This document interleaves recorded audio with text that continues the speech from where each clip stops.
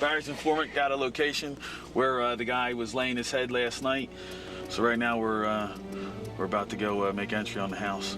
The owner of the house also has some warrants, so it gives us a right to gain entry anyway, whether they consent to entry or forced entry. Here we go.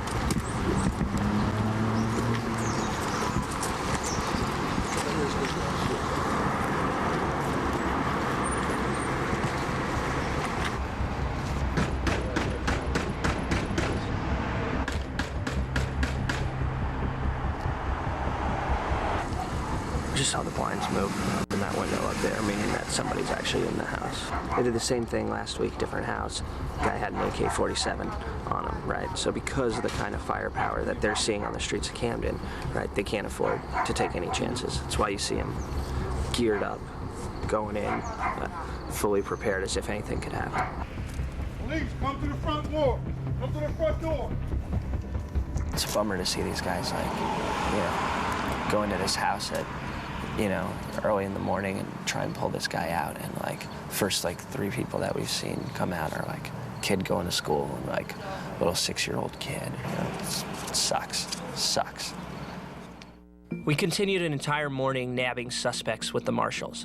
We went on 7 raids, arrested 4 suspects, 2 of them for assaults that involved weapons. But despite the arrests, it felt a little bit like digging a hole in water. You take one suspect or one gun off the street, but it just seems like there's another one rushing in to fill the void. So I went to talk to some of the local community groups to find out how this panorama of guns and violence is brutalizing Camden. I know these youngsters, they're not getting the guns from Camden. No. Okay? They're getting it from Philadelphia. I don't know how they bring them over here, but that's a big problem. But does it really matter where the guns are coming from? Like, the bottom line is people are getting shot, right? People are getting shot, but in the state of New Jersey, the gun laws are much stricter than they are in Pennsylvania. Exactly. And when you have the accessibility of getting a gun right over the bridge, I mean, you know, logistically, Camden sits right on the border of Philadelphia.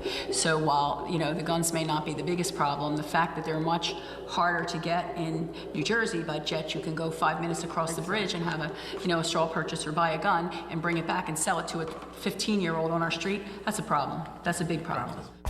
So we